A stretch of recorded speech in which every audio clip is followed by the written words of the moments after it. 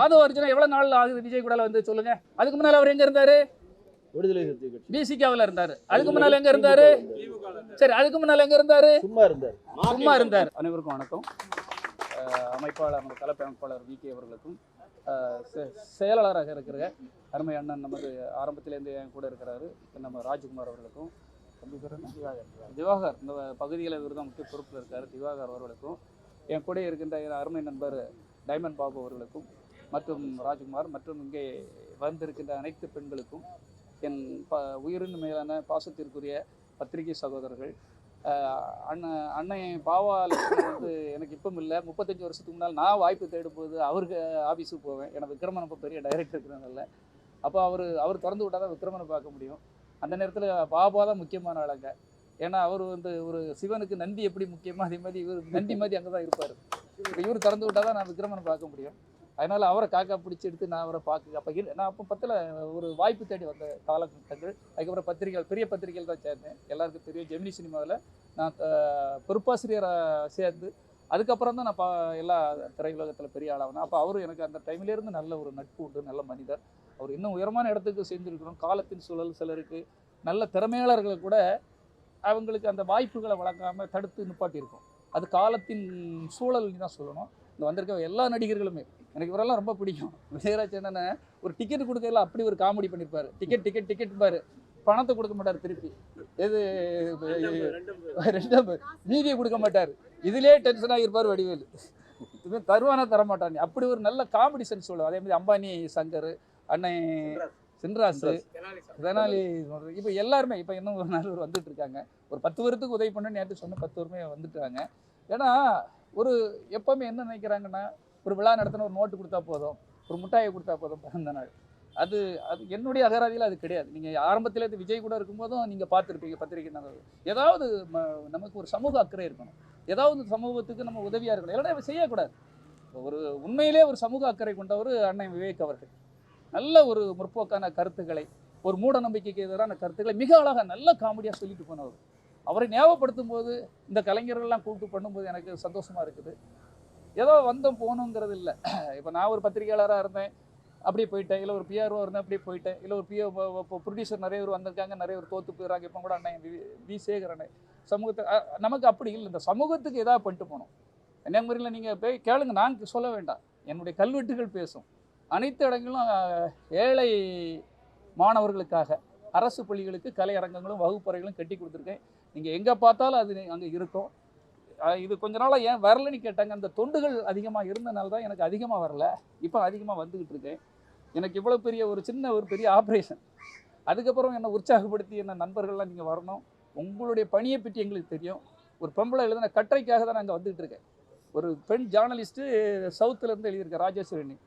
நீங்கள் கட்டின அந்த அரசு பள்ளிகளுக்கு கட்டின கலையரங்கங்கள், வகுப்பறைகள், விளையாட்டு திடல்கள் வேறு யாராவது அந்த மாவட்டத்தில் கட்டியிருக்காங்களான்னு நான் கூகுளில் செக் பண்ணோம்னே இல்லை, தமிழ்நாட்டு அளவில் செக் பண்ணோம்னே இல்லை, இந்தியா அளவில் செக் பண்ணோம்னே இல்லை அப்படிங்கிறத அந்த கட்டுரையை எழுதி அது யாருன்னா ஒரு அப்பாவி ஒரு பிஆர்ஓ அந்த பத்திரிகையாளர் பிடி செல்வகுமார்னு எழுதியிருக்காங்க. சும்மா வெறுமனே ஒன்று கட்டிட்டு போயிடலாம்.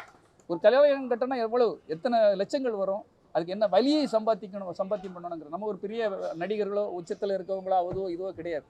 நம்ம சாதாரண பிஆர்ஓ தான்.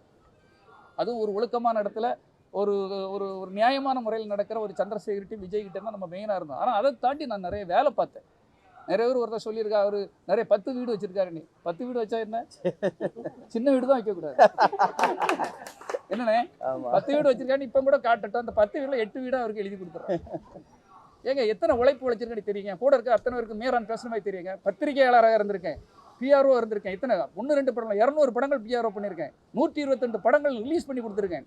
ரிலீஸ் நான் மீடியேட்டராக வேலை பார்த்துருக்கேன், ஆம்புலன்ஸில் வேலை பார்த்துருக்கேன், சொந்தமாக பத்திரிகை நடத்தியிருக்கேன். எத்தனை உழைப்பு இருக்குன்னு எனக்கு தெரியும், கூட இருக்கவங்களுக்கு தெரியும். ஒரு நாளும் நிம்மதியாக நான் தூங்குனே கிடையாது, இன்னைக்கு தூங்குனே கிடையாது. அவன் சொல்லியிருக்கான் 10 வீடு அவருக்கு இருக்குதான்.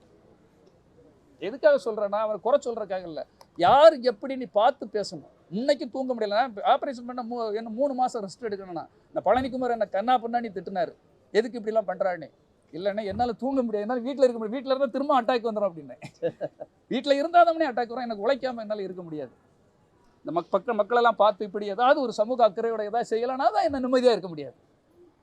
அதுக்காக தான் நம்ம இப்படி ஓடி வரோம். இது எதுக்காக சொல்லணும்? உழைக்கணும், கஷ்டப்படணும். கஷ்டப்படவங்களால தயவு செய்து நீங்கள் இது பண்ணாதீங்க. ஏதோ ஒரு பெரிய இடத்துல ஏதோ ஒரு ஜாலரா தட்டின உடனே விஜய்க்கு ஒன்றை விட முன்னால் இருந்தவருக்காக உழைச்சவங்கிறது உலகத்துக்கு தெரியும். நீ காசு வாங்கிட்டு வேலை பார்க்குறவங்கிறது அதுவும் தெரியும் உலகத்துக்கு. நீ திருட்டுத்தனமா பொய்த்தனமா காசை வாங்கிட்டு பண்ணுறவங்கிறது உலகத்துக்கே தெரியும். நான் எப்படி வேலை பார்த்தேங்கன்னு விக்ரமன் வீட்டில் ஒரு தண்ணி கூட குடிக்க மாட்டேன். அவருக்கு பேட்டி தான் எடுக்க போவேன். எனக்கே ஒரு 5 ரூபா அவர்கிட்ட நின்று பல்ல காட்டிட்டு இருப்பேன் கேளுங்க, இருக்குமா, பண்ண மாட்டேன். அப்படி உண்மையாக அதனால தான் 27 வருஷம் ஒரு விஜய் அவர் கூடலையும் ஒரு சந்திரசேகர் அவர் கூடலையும் என்னால் வாழ முடியுது. என்ன இன்னைக்கு ஒரு குட் புக்கில் தான் இருக்கேன். நேற்றும் சந்திரசேகர் அவர்களை மீட் பண்ணிட்டு தான் வரேன். இருக்க முடியுமாங்க? 2 பெரிய ஜாம்பான் கூட ஒரு ஆள் இருந்து வேலை பார்க்க முடியுமா? 2ம் பெரிய ஆள். அங்கே உண்மையாக இருந்து தான் வேலை பார்த்துருக்கு. சில சகனிகள் சில சூழ்ச்சிகளால் ஒரு படம் நல்லா வரும், ஓடும், ஓடாது, அதை பயன்படுத்திட்டு அன்னைக்கு நடந்த இப்போ ஒரு இந்த உண்மையை சொல்லி தான் ஆகணும். அன்னைக்கு கூட ஏன் சொல்லலாமாங்க? சொல்லாமல் செத்துட்டோம்னா இவனுக்கு தெரியும். என் வீட்டில் நாளைக்கு ரிலீஸுங்க படம், சொன்ன மனசுக்கு என் படம் புலி. இன்னைக்கு ரைடு. இதுவரை உலக சரித்திரத்திலே முந்தின நாளைக்கு படம் ரிலீஸ்னா இன்னைக்கு ரைடு நடக்காது, எந்த படமும் நடக்காது. House arrest. நான் ஒரு சாதாரண பிஆர்ஓ, எப்படி படம் ரிலீஸ் பண்ண முடியும் நாளைக்கு? எந்த டிஸ்ட்ரிபியூட்டராக வருவானா, தியேட்டருக்காரர் வர, நல்ல யோசனை பண்ணுங்க. என்ன நிலைமையில் இருந்திருப்பேன் வாழ்க்கையில். இதிலிருந்து மீண்டு வந்துடலாம் கடவுளே, ஒரு பெரிய இடத்துக்கு போயிடலாம், கடவுள் நமக்கு ஒரு வழி விட்டுருக்காரு இருக்கும்போது அப்படி நடக்குது. ஒரு பைசாவில் என் வீட்டில் வெறும் 2000 ரூபா இருக்குது. என் மனைவி கிட்ட கண்ணீர் விட்டு சொல்கிறாங்க அந்த அதிகாரி, எப்படி உங்களை பற்றி கம்ப்ளைண்ட் பண்ணதே உங்கள் கூட வேலை பார்க்குறவன் விஜய் கூட இருக்கிறவன் கம்ப்ளைண்ட் பண்ணியிருக்காங்க. நான் அவர்கிட்ட இருந்து பிரிஞ்சு வரணும், சண்டை போட்டுட்டு வரணும், மிஸ் அண்டர்ஸ்டாண்டிங்கை உருவாக்கியிருக்கானுவேன். நான் இதை இப்போ கூட சொல்லலைன்னா எப்போ சொல்கிறது? அந்த ரைடு நடந்ததுக்கு காரணமே கூட இருந்தவங்க. ஏன்னா நான் பெரிய ஆளாக வந்துடக்கூடாது. ஏன்னா விஜய் கிட்ட ஒரு குட் புக்கில் இருக்கேன், படம் எடுத்துட்டேன். முதல்ல ஒரு ஒரு பேன் இண்டியா படம், இந்திய அளவில் உள்ள படத்தை எடுத்திருக்கேன். அவர்கிட்ட நல்ல பேர் எடுத்து அடுத்தால நான் போயிடக்கூடாதான். யார் கூட இருக்கவன் அவ்வளோ பேரை கூட என்னால் சொல்ல முடியும். அவங்க சொல்கிறாங்க கவனமாக இருங்க சார், விஜயை கவனமாக இருக்க சொல்லுங்கள்.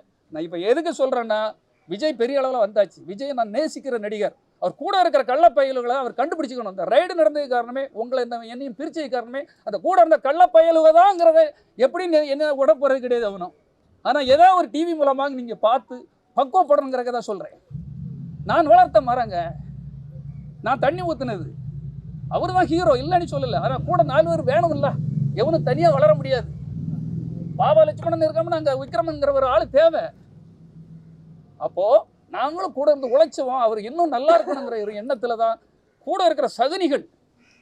ஒரு மகாபாரத யுத்தத்துக்கு காரணமே சகுனி தான். ஒரு ராமாயணம் இவ்வளோ பிரச்சனைக்கு காரணமே கூனி தான். அப்போ கூட இருக்கவங்க நல்லவர்களும் வல்லவர்களும் நியாயமானவர்களையும் நீங்கள் வைக்கணும். இடம் எங்கிட்ட கேட்க, ஏன்னா நாங்கள் 27 வருஷம் நாங்கள் உங்களுக்காக உழைச்சிதான் உங்கள் கூட இருந்து நான் எல்லாமே கேட்டீங்க. ஆனால் இப்போ கேட்கக்கூடிய அளவில் இல்லை. ஆனால் நீங்கள் பக்குவப்படுறதுக்கு இது ஒரு வாய்ப்பு. இது இப்போ கூட செய்கிறது உங்கள் நல்லதுக்கு தான் நான் சொல்கிறேன். ஏன்னா நான் என்ன எவ்வளோ காலம் வாழ்வனி தெரியாது. ஆனால் அந்த உண்மையை சொல்லாமல் போயிடக்கூடாது. இந்த ரைடுக்கு காரணம் என் கூட இருந்த அந்த கள்ள பயிலுவை அவனுக்கு தெரியணும். ஏன்னா அது சொல்கிறதே அந்த ரைடுக்கு வந்தவங்களே சொல்கிறாங்க, வேற யாரும் சொல்லலை. இது என் தாய் மீது சத்தியம் என்பதை இப்போ சொல்லிடுறேன். ஏன்னா இதை இப்போ சொல்லலாம், என்றைக்கும் சொல்ல முடியும். இதெல்லாம் ஏன் சொல்லணும்? அப்படி கிடையாது. நீங்கள் அதே ஆள் தான் அவங்க கூட இருக்கிறான், அதே துறைக்கு அவங்க கூட இருக்கிறான். இப்போ அவங்க அப்பா இருந்தால் அதை களை எடுத்துருவார். அப்போ இது மூலமாக தான் அவருக்கு எப்படியா தெரியட்டுங்கிறக்காக சொல்லணும். உண்மை தெரியணும். உண்மை கசக்கும், ஆனால் அது தெரியணும். நன்றி நண்பர்கள். வேற ஏதாவது கேட்கணுமா?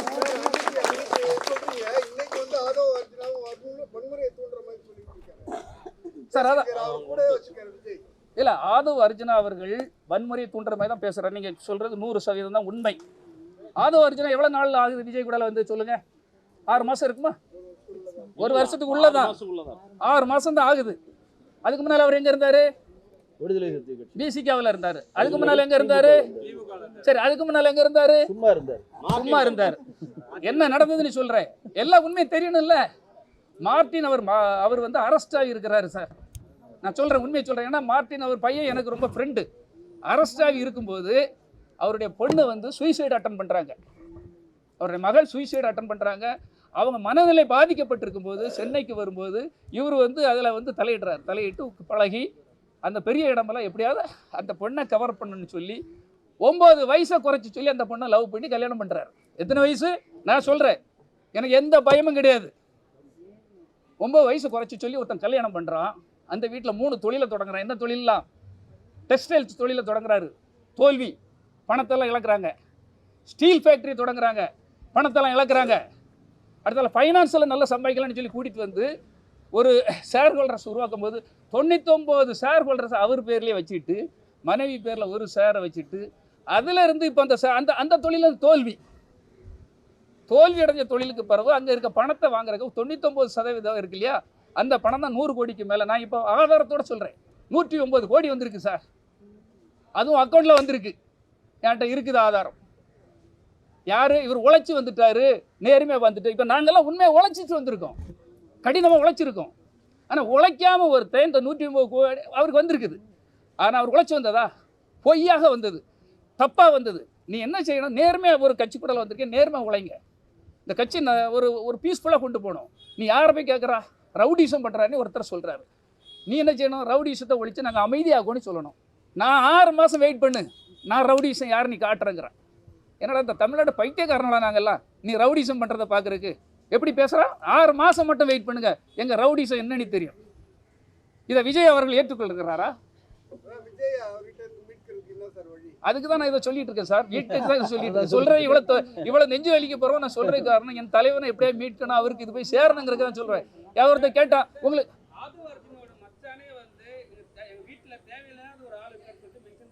ஆமாம் ஆமாம் ஆமாம் ஆமாம்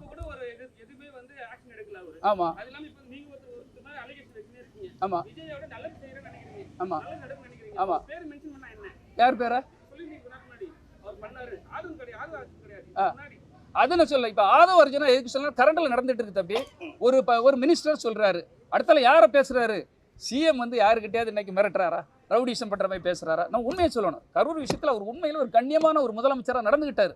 இரவோடு இரவாக பிளேட் பிடிச்சி, அவருக்கும் நோய் இருக்கும், உடம்பு குடும்பம் இருக்கும் இல்லையா, இரவோடு இரவாக போய் எல்லா விஷயத்தையும் சால்வ் பண்ணியிருக்காரு. உண்மையை ஒத்துக்கணும் தம்பி. நீங்கள் உண்மையை ஒத்துக்காமல் போய் சொல்லி அவர் காரணம் இவர் காரணம்லாம் சொல்லக்கூடாது. அவர் எங்கே ரவுடிசம் ஏதாவது பண்ணுறாரா? அவர்கிட்ட சொல்லாரு, வாங்க மோதி பார்ப்போம், வா தொட்டுப்பார். தமிழ்நாட்டில் உள்ள அவ்வளவு கல்லூரி மாணவர்களும் வீட்டுக்கு வருவாங்க. ஏடா டேய், கல்லூரி மாணவர்களை ஒவ்வொரு பாவம் ஏழை பாளையில் கஷ்டப்பட்டு படித்து இந்த குடும்பத்தை காப்பாற்ற மாட்டானா நீ நினச்சி நம்ம கல்லூரிக்கு அனுப்புனா நீ வன்முறையை தூண்டுற. கல்லூரி மாணவர்களும் அவன்கிட்ட வந்து சண்டைக்கு வருவாங்க. அப்போ வந்து விஜய் அதை சொல்லி கொடுக்குறாரா? அன்னைக்கே விஜய் தடுத்துருக்கணும், அவனை தூக்கியிருக்கணும் சார். விஜய் படங்களில் மட்டும் அமைதியாக, நான் இப்போ இதுவும் விஜய்க்காக தான் சொல்ல, படங்களில் மட்டும் அமைதியாக இருந்தால் போதாது. இப்போ இவனை மாதிரி வன்முறை பேசுகிறவன் இந்த கட்சிக்கு எப்படி கெட்ட போயிருதுன்னு ஒரு ஏழை இளைஞர்கள்லாம் இதில் பாதிக்கப்படுவாங்கல்ல சார். இது நடக்கட்டும். ஒன்று ஒரே ஒரு சின்ன குட்டி சுருவரி, எப்போ பார்த்தாலும் விஜய் அவர்கள் நிறைய குட்டி 41 பேர் இறந்ததுக்கு நீங்க தெளிவான ஒரு குற்றச்சாட்டு வைக்கிறீங்க. ஆமா, அதுதான் காரணமா? ஆதவ அர்ஜுனா மென்ஷன் பண்றீங்க, குற்றத்தை ஒத்துக்குங்கன்னு சொல்றீங்க. ஆமா, அவங்க தான் ஒத்துக்கிறணும். யார் நடத்துறாங்களோ, ஆதவ அர்ஜுனாவோ இல்லை புசி ஆனந்தோ இல்லை கூட இருந்தோ, இதெல்லாம் உண்மையை ஒத்துக்கிறணும் சார். அது மறைக்கலாம் முடியாது. அதாவது ஒரு தவறு நடந்தால் அது தெரிந்து செய்தால் அது தேவன் என்றாலும் விட மாட்டேன்னு சொல்லியிருக்காரு யார்? புரட்சித் தலைவர் அவர்கள். எத்தனை பேர் 1-2 உயிர் இல்லை சார். அன்னைக்கு தண்ணி குடிக்க முடியல, ஒரு பாத்ரூம் போக முடியல, நிறைய அப்படி காலோடையும் கையோடலாம் பாத்ரூம் போயிருக்காங்க. பத்திரிகை ரிப்போர்ட்டர்கள் சொல்கிறாங்க. இனி வரும் காலத்திலே அது செய்யாமல் இருக்கு. அந்த மாதிரி திட்டங்கள் திட்டுங்க. நாங்கள் நல்ல இளைஞர்களுக்கு நல்ல வழி நடத்துவோம், வேலை வாய்ப்பை உருவாக்குவோம், தொழிலை உருவாக்குவோம், கல்விக்கு நல்ல விஷயங்களை செய்வோம்னு சொன்னால் வா மோதிப்பார், தொட்டுப்பார். 6 மாதத்துக்கு பிறகு ரவுடிசம் என்ன? இது ஒரே ஒரு விஷயத்தை தான் சொல்கிறேன், ஒரு குட்டி ஸ்டோரி. இது வேற குட்டி ஸ்டோரி, விஜய் சொல்லி கேட்டிருப்பீங்க, நான் சொல்கிறேன் குட்டி ஸ்டோரி. ஒரு நல்ல பெரிய குளத்தில் ஆனந்தமாக இருக்கிற ஒரு தவளை.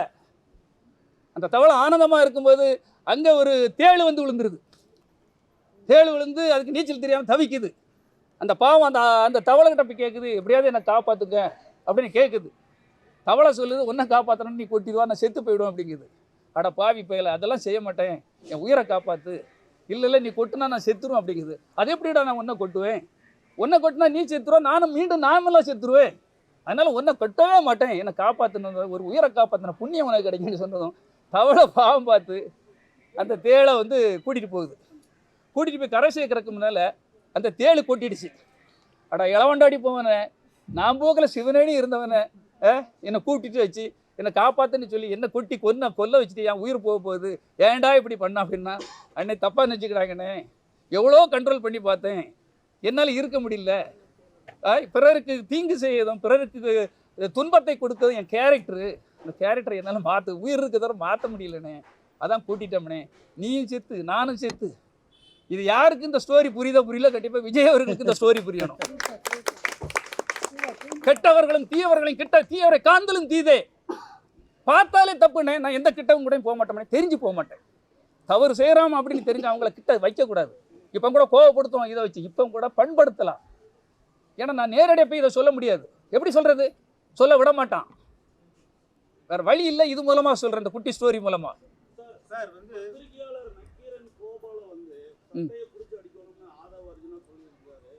வர பத்திரிகையாளர்களுக்கு இங்க அச்சுறுத்தல் நிறைய இருக்குது தாவேக்கானால. அதாவது இந்த பத்திரிகையாளர் அடிக்கணும்னு சொன்னோம்ல, அரசாங்கம் என்ன பண்ணிட்டு இருக்கு? இதை நான் போய் சொன்னோம் இல்லையா, அப்பவே அரெஸ்ட் பண்ணியிருக்கணும். நீங்க வந்து ஸ்ரீலங்காவில் நேபாளில் புரட்சி நடக்கிற மாதிரி இங்கே புரட்சி வரணும்னு பேசுனாங்கல்ல, அன்னைக்கே தேசிய பாதுகாப்பு சட்டத்தில் இவரை தூக்கி உள்ள வச்சிருக்கணுங்க. இவர் யாருங்க? இவர் ஒரு பெண்ணை வந்து பொய்யா சொல்லி 9 வயசு கம்மின்னு சொல்லி ஒரு திருட்டுத்தனமாக கல்யாணம் பண்ணவர் அவ்வளோத்தையும் மிரட்டுறாருன்னா இவரை தூக்கி உள்ள வைக்கணுமா வைக்க வேண்டாமா? இவர் மேலே நடவடிக்கை எடுக்கணுமா எடுக்க வேண்டாமா ஒரு கட்சிக்காரரு? இதே மாதிரி பிடி செல்வகுமார் விஜய்க்காக வந்து விஜய் பத்திரிகையில உண்ணாவிரதம் தான் இருந்தார். விஜய் பத்தி தப்பா எழுதிட்டாங்க அப்படின்னு.